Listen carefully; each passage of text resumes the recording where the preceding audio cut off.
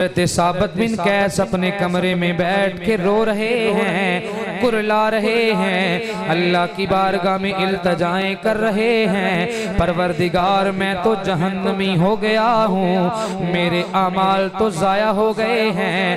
جب 2-3 دن گزرے ہیں، حضرت ثابت بن قیس میرے نبی کی بارگاہ میں نہیں آئے ہیں۔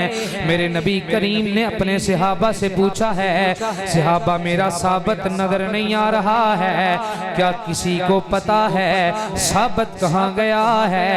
حضرت انس روایت کرتے ہیں، نبی پاک کی بارگاہ میں عرض کرتے ہیں، سونیا آپ حکم تو فرمائیے نا، میں ابھی ثابت کا پتہ کر کے آتا ہوں، میں ابھی ثابت کو دیکھ کے آتا ہوں، آپ حکم تو فرمائیے نا سونیا، میں ابھی جا کے ثابت بن قیس کا پتہ کر کے آتا ہوں، میں آداب رسول بتا رہا ہوں۔ حضرت انس گئے ہیں، حضرت ثابت بن قیس کے پاس گئے ہیں، دیکھا حضرت ثابت بن قیس بیٹھ کے رو رہے ہیں اور ساتھ یہ جملے کہہ رہے ہیں، میرے اعمال تو ضائع ہو گئے ہیں، میں تو جہنمی ہو گیا ہوں۔ نبی کے صحابی نبی کی بارگاہ میں آئے ہیں، آ کے عرض کرتے ہیں، سونیا ثابت بن قیس تو بیٹھ کے رو رہے ہیں، کرلا رہے ہیں اور کہہ رہے ہیں، یہ آیا کریمہ تو میرے حق میں نازل ہوئی ہے، میرے تو اعمال ضائع ہو گئے ہیں۔ نبی پاک نے حضرت ثابت بن قیس کو بلایا ہے، حضرت ثابت بن قیس نبی کی بارگاہ میں آئے ہیں، نگاہیں جھکی ہوئی ہیں، آنکھوں سے آنسو جاری ہیں، نبی کی بارگاہ میں آ کے رو رہے ہیں، گویا کہ زبان حال سے یہ التجا کر رہے ہیں، نانی رے وگایا بن دیئے، نا دکھڑے سنایا بن دیئے، نانی رے وگایا بن دیئے، نا دکھڑے سنایا بن دیئے، اللہ دے سونیا محبوبہ گل تیرے بنایا بن دیئے۔ حضرت ثابت بن قیس میرے نبی کی بارگاہ میں آئے ہیں، آ کے رو رہے ہیں، عرض کر رہے ہیں، یا رسول اللہ میں تو جہنمی ہو گیا ہوں۔ نبی کریم علیہ السلام نے حضرت ثابت بن قیس کی بات سنی ہے۔ حضرت ثابت بن قیس کہتے ہیں، یا رسول اللہ آپ کو تو پتا ہے میں معذور ہوں، میں آہستہ سنتا ہوں، جو آہستہ سنتا ہے وہ اونچا بولتا بھی ہے، یا رسول اللہ میں تو جہنمی ہو گیا ہوں۔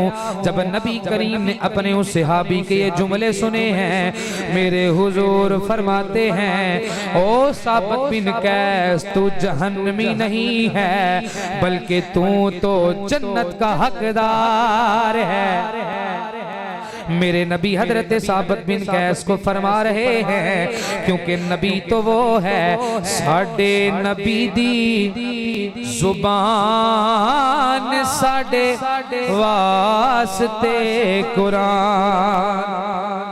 جب حضور نے فرما دیا ثابت تو جنتی ہے، ساڑھے نبی دی زبان ساڑھے واسطے قرآن، سارے پڑھو، ساڑھے نبی دی زبان ساڑھے واسطے قرآن، کی سے اور دا بیان چنگا لگ دائی نہیں۔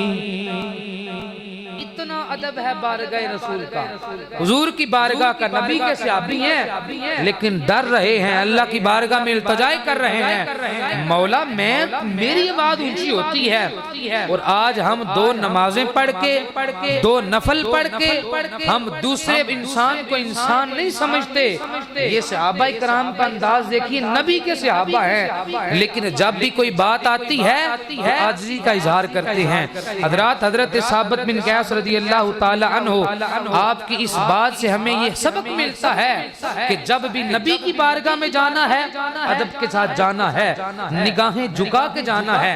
اور یہ بڑی ضروری بات ہے, میں اس کے بعد یہ بات کرنے لگا ہوں کہ جو لوگ عمرہ شریف کے لیے جاتے ہیں نا مکہ مدینہ, وہاں پہ جا کے بھی لوگ اس بارگاہ کا ادب نہیں کرتے. جو لوگ ہو کے ہیں وہ میری بات کی تصدیق کریں, جب لوگ جاتے ہیں تو بارگاہ نبوی کا ادب نہیں کرتے, وہاں پہ بھی آوازیں کستے ہیں, آواز کو بلند کرتے ہیں, ہوٹنگ کرتے ہیں. تو ایسا کرنا بالکل جائز نہیں ہے, بلکہ اپنے اعمال کو خطرے میں ڈالنا ہے کہ آپ اس بارگاہ میں جا کے تو بلند آواز کر رہے ہیں, اس بارگاہ میں جا کے اپنی آواز کو اونچا کر رہے ہیں, اس بارگاہ میں جا کے اپنے آپ کو بڑا سمجھ رہے ہیں.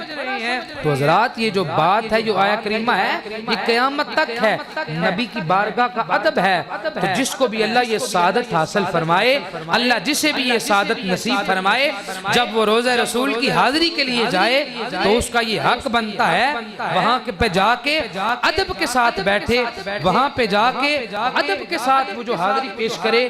کیوں کہ یہ کوئی بارگاہ عام نہیں ہے, یہ وہ بارگاہ ہے جس بارگاہ کا ادب پروردگار سکھا رہا ہے. جب نبی کی بارگاہ, جب نبی کی محفل میں بیٹھنا ہے تب بھی باادب ہو کے بیٹھنا ہے, اچھے طریقے سے بیٹھنا ہے کہ پتہ چلے آپ کسی شانوں والے رسول کا ذکر کر رہے ہیں, آپ کسی عظمتوں والے رسول کا ذکر کر رہے ہیں.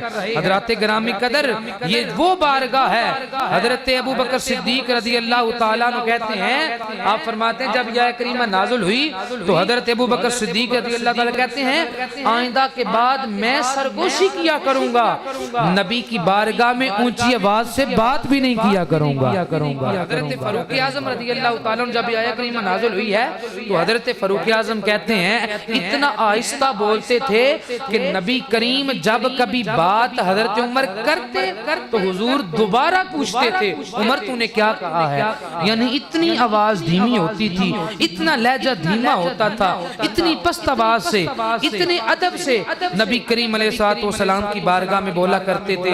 حضرات گرامی قدر, یہ جو ادب ہے نبی کی بارگاہ کا, یہ ہمیں صحابہ کرام نے سکھایا ہے.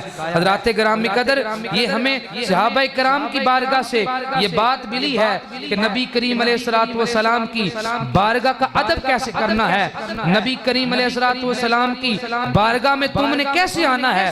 حضرات گرامی قدر, یہ وہ بارگاہ ہے جس میں اگر تھوڑی سی بھی بے ادبی ہو گئی آپ کے سارے اعمال حقار دیے جائیں گے, آپ کے سارے اعمال ضائع کر دیے جائیں گے. 2 بندے آئے مسجد نبوی ممبر کے پاس کھڑے ہو کے باتیں کرنے لگے, آواز اونچی ہوئی تو حضرت عمر فاروق کہنے لگے یہ بندے کون ہیں بھئی, کہاں سے آئے ہو؟ کہنے لگے ہم طائف سے آئے ہیں. فرمایا اگر تم طائف سے نہ آئے ہوتے تو میں تم کو بتاتا کہ تم کس بارگاہ میں کھڑے ہو کے اپنی آواز کو اونچا کر رہے ہو. اس بارگاہ میں آواز کو اونچا کرنے کی اجازت نہیں. آؤ حضرات گرامی قدر, اس بارگاہ کا ادب ہمیں حضرت سیدنا فاروق اعظم نے سکھایا ہے. 2 بندے تھے, ایک یہودی تھا, ایک منافق تھا. حضرت صائب بن یزید رضی اللہ تعالیٰ عنہ, ایک یہودی تھا ایک منافق تھا. نبی کریم علیہ السلام ان دونوں کا آپس میں کوئی جھگڑا ہوا تو فیصلہ کروانے کے لیے یہ کہنے لگے بھی نبی کریم کی بارگاہ میں چلتے ہیں. جو یہودی تھا وہ کہنے لگا نبی کی بارگاہ میں چلتے ہیں, وہ سچا تھا, منافق جھوٹا تھا. اسے پتا تھا جس بارگاہ میں جا رہے ہیں وہاں جب بھی بات ہوگی عدل و انصاف کے ساتھ ہوگی, جب بھی کوئی فیصلہ ہوگا عدل کے ساتھ ہوگا. تو منافق پریشان ہو گیا, کہنے لگا نہیں جی نہیں, ایسا نہیں ہو سکتا, ہم کسی اور کی بارگاہ میں چلتے ہیں. فرمایا نہیں, یہ دونوں حضور نبی رحمت کی بارگاہ میں آئے ہیں. حضرات گرامی قدر توجہ فرماؤ نا, یہ دونوں یہودی اور منافق منافق میرے نبی کریم علیہ السلام کی بارگاہ میں پہنچے ہیں، چلتے چلتے حضور کی بارگاہ میں آئے ہیں، آ کے اپنا مسئلہ پیش کیا ہے، عرض کرتے ہیں سونیا ہمارے درمیان یہ بات ہوئی ہے، ہمارے درمیان فیصلہ فرما دیں۔ حضور نے یہودی کی بات کو بھی سنا ہے، منافق کی بات کو بھی سنا ہے، یہودی سچا تھا، منافق جھوٹا تھا۔ نبی کریم علیہ السلام نے دونوں کی بات کو سن کے یہودی کے حق میں فیصلہ فرمایا ہے۔ جب یہودی اور منافق نبی کریم کی بارگاہ سے باہر آئے ہیں، منافق کہنے لگا ہے معاذ اللہ نبی کریم نے فیصلہ ٹھیک نہیں کیا ہے، فیصلہ تمہارے حق میں کیا ہے، چلو آؤ نا حضرت عمر کے پاس چلتے ہیں، ان سے جا کے اپنا فیصلہ کرواتے ہیں۔ اب ذرا بارگاہ رسالت کا ادب دیکھیے نا، یہ دونوں چلتے چلتے حضرت عمر کی بارگاہ میں آئے ہیں، آ کے اپنا مسئلہ پیش کیا ہے۔ یہودی کہنے لگا ہے اے عمر ذرا ایک بات کو سنو نا، ہم نبی کریم علیہ السلام کی بارگاہ سے ہو کے آئے ہیں، حضور نے میرے حق میں فیصلہ فرمایا ہے۔ حضرت عمر کی اتنی بات سننا تھی، آپ کے چہرے پہ جلال آیا ہے۔ یہ کیسے بدبخت آئے ہیں جنہیں نبی کریم کے فیصلے پہ اعتراض ہوا ہے۔ حضرت عمر فاروق اندر گئے ہیں، تلوار لے کے باہر آئے ہیں، اس منافق کے سر کو قلم کیا ہے۔ حضرت عمر نے ایک جملہ فرمایا ہے جو نبی کے فیصلے کو نہیں مانتا ہے اس کا فیصلہ عمر کی تلوار کرتی ہے۔